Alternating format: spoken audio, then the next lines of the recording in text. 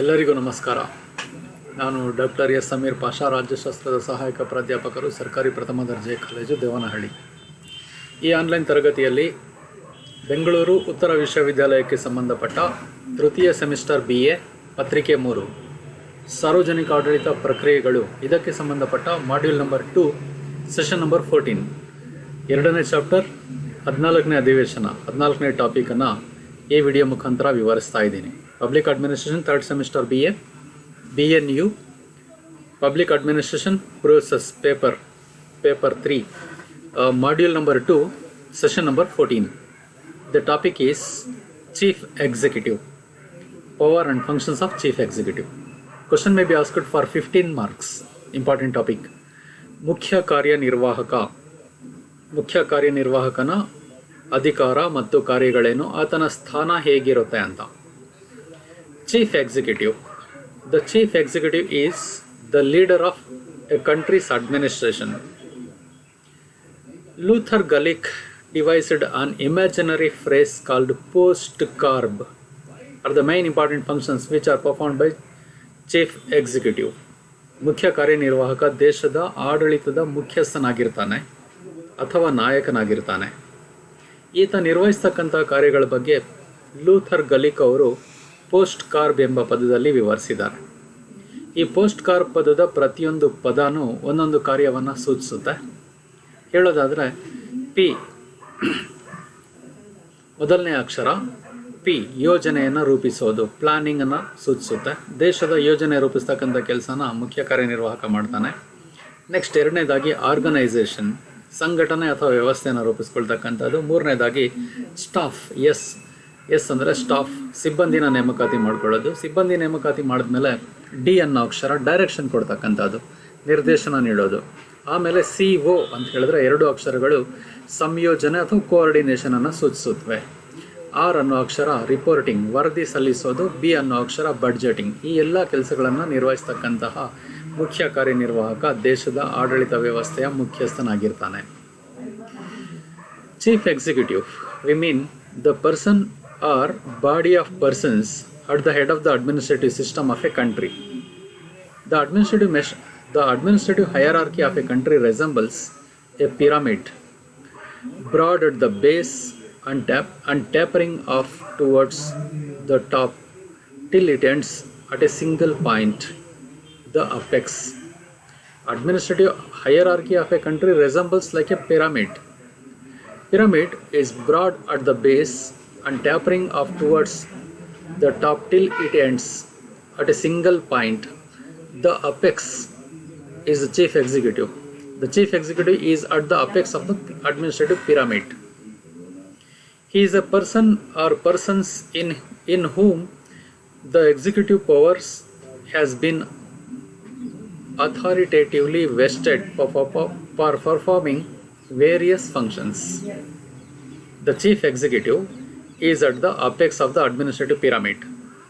He is a person or persons in whom the executive power has been authoritatively vested for performing various functions. In a political system, the person or persons in whom the constitution vests the executive power of the government is the chief executive. The chief executive of a country exercises the executive functions of that particular country. In public or private organizations, the person who is at the top position with the major responsibility of carrying out the work of organization is the chief executive. The chief executive has to perform various political and administrative functions because he is political head and administrative head of the country. He occupies a central position in public administration. He determines the goals of the organization, prepares plans, determines the tasks, fixes priorities, takes crucial decisions. He mobilizes resources. He recruits personnel, coordinates the work of all the departments under him, motivates the personnel, provides leadership, and supervises the implementation of plans of the country. He He watches the goals of organization are achieved with maximum efficiency and optimum use of resources. The success or failure of an organization therefore depends on the dynamic nature and character of the chief executive. ಮುಖ್ಯ ಕಾರ್ಯನಿರ್ವಾಹಕ ಅಂದರೆ ದೇಶದ ಆಡಳಿತ ವ್ಯವಸ್ಥೆಯ ಮುಖ್ಯಸ್ಥನಾಗಿರ್ತಾನೆ. ಒಂದು ದೇಶದ ಆಡಳಿತ ಶ್ರೇಣಿಯಲ್ಲಿ ಸಂಘಟಿತವಾಗಿರುತ್ತದೆ. ಇದು ದೇಶದ ಆಡಳಿತ ಒಂದು ಪಿರಮಿಡ್ನ ಆಕೃತಿಯಲ್ಲಿ ರೂಪಿತವಾಗಿರುತ್ತೆ. ಪಿರಮಿಡ್ನ ಆಕಾರ ತಳದಲ್ಲಿ ಅಗಲವಾಗಿರುತ್ತೆ. ಮೇಲಕ್ಕೆ ಹೋದಂತೆ ಅದರ ಕೇಂದ್ರ ತುದಿಯಲ್ಲಿ ಬಿಂದುವಿನಲ್ಲಿ ಕೊನೆಗೊಳ್ಳುತ್ತದೆ. ಆ ಬಿಂದು ಅಂತಿಮ ಹಂತದಲ್ಲಿರ್ತಕ್ಕಂಥ ವ್ಯಕ್ತಿಯನ್ನೇ ನಾವು ಮುಖ್ಯ ಕಾರ್ಯನಿರ್ವಾಹಕ ಅಂತ ಕರಿತೀವಿ. ದೇಶದ ಆಡಳಿತ ವ್ಯವಸ್ಥೆಯ ಮುಖ್ಯಸ್ಥನೇ ಮುಖ್ಯ ಕಾರ್ಯನಿರ್ವಾಹಕನಾಗಿರ್ತಾನೆ. ಮುಖ್ಯ ಕಾರ್ಯನಿರ್ವಾಹಕ ಆಡಳಿತಾತ್ಮಕ ಪಿರಮಿಡ್ನ ತುದಿಯಲ್ಲಿರ್ತಾರೆ. ಅವರು ಒಬ್ಬ ವ್ಯಕ್ತಿಯಾಗಿರ್ಬೋದು ಅಥವಾ ವ್ಯಕ್ತಿಗಳ ಗುಂಪಾಗಿರ್ಬೋದು. ಇದರಲ್ಲಿ ಕಾರ್ಯಕಾರಿ ಅಧಿಕಾರವನ್ನು ವಿವಿಧ ಕಾರ್ಯಗಳನ್ನು ನಿರ್ವಹಿಸಲು ಅಧಿಕೃತವಾಗಿ ವಹಿಸಲಾಗಿರುತ್ತೆ. ಉದಾಹರಣೆಗೆ ಹೇಳೋದಾದರೆ, ಭಾರತದಲ್ಲಿ ಸಂಸದೀಯ ಪದ್ಧತಿ ಇರೋದ್ರಿಂದ ಪ್ರಧಾನಮಂತ್ರಿಯನ್ನು ಒಳಗೊಂಡಂತಹ ಮಂತ್ರಿಮಂಡಲನೇ ಮುಖ್ಯ ಕಾರ್ಯನಿರ್ವಾಹಕರಾಗಿ ಕಾರ್ಯನಿರ್ವಹಿಸುತ್ತೆ. ಸ್ವಿಟ್ಜರ್ಲೆಂಡಲ್ಲಿ ಬಹುಕಾರ್ಯಾಂಗೀಯ ವ್ಯವಸ್ಥೆ ಇರೋದ್ರಿಂದ ಅಲ್ಲಿರ್ತಕ್ಕಂಥ 7 ಮಂದಿ ಅಧ್ಯಕ್ಷರು ದೇಶದ ಆಡಳಿತನ ನೋಡ್ಕೊಳ್ತಕ್ಕಂತಹ ಮುಖ್ಯ ಕಾರ್ಯನಿರ್ವಾಹಕರಾಗಿರ್ತಾರೆ.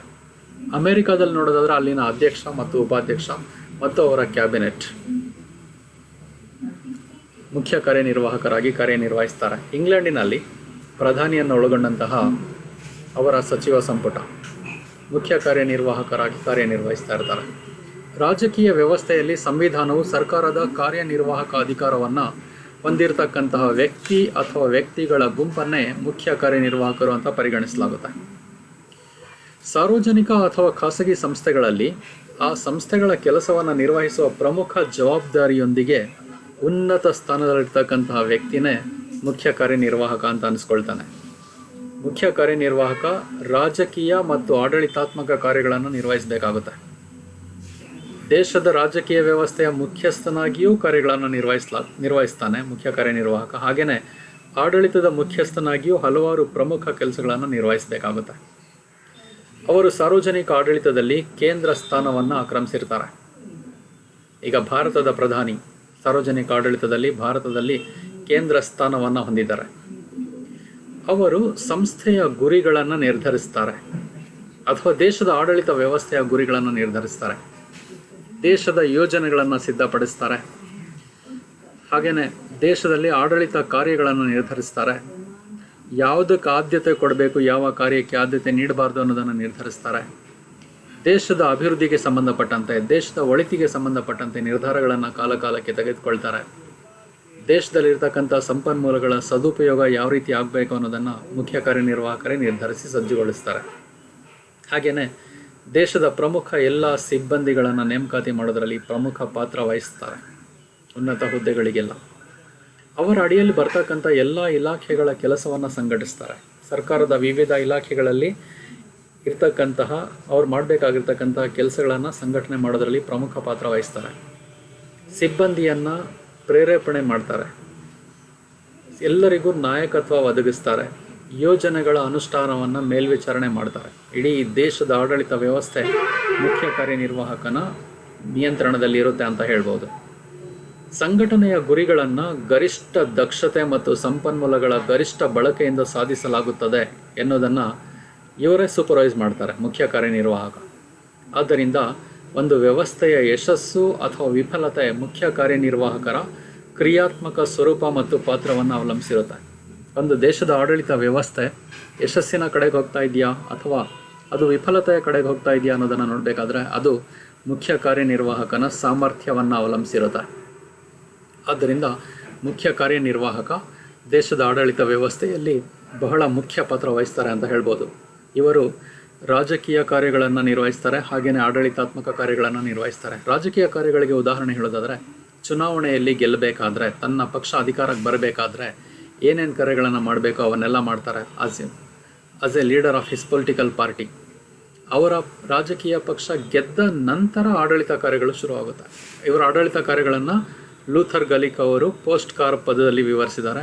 ಅದಷ್ಟೇ ಅಲ್ಲ, ಅಸಂಖ್ಯಾತ ಕಾರ್ಯಗಳನ್ನು ನಿರ್ವಹಿಸ್ತಾರೆ. ಇಡೀ ದೇಶದ ಆಡಳಿತದ ಜವಾಬ್ದಾರಿ ಮುಖ್ಯ ಕಾರ್ಯನಿರ್ವಾಹಕರಿಗೆ ಸಂಬಂಧಪಟ್ಟಿರುತ್ತೆ. ಅಂದರೆ ದೇಶದ ಯೋಜನೆಗಳನ್ನು ರೂಪಿಸೋದು, ಸಂಪನ್ಮೂಲಗಳನ್ನು ಸದ್ಬಳಕೆ ಮಾಡಿಕೊಳ್ಳೋದು, ಉನ್ನತ ಅಧಿಕಾರಿಗಳನ್ನು ನೇಮಿಸ್ಕೊಳ್ಳೋದು, ವಿದೇಶಗಳ ಜೊತೆ ಉತ್ತಮ ಸಂಬಂಧಗಳನ್ನು ಬೆಳೆಸ್ಕೊಳ್ತಕ್ಕಂಥದ್ದು, ದೇಶದ ಸರ್ವತೋಮುಖ ಪ್ರಗತಿ ಸಾಧಿಸೋದು, ಈ ಎಲ್ಲ ಕಾರ್ಯಗಳನ್ನು ಮುಖ್ಯ ಕಾರ್ಯನಿರ್ವಾಹಕರೇ ನಿರ್ವಹಿಸ್ತಾ ಇರ್ತಾರೆ. ಎಲ್ಲರಿಗೂ ವಂದನೆಗಳು.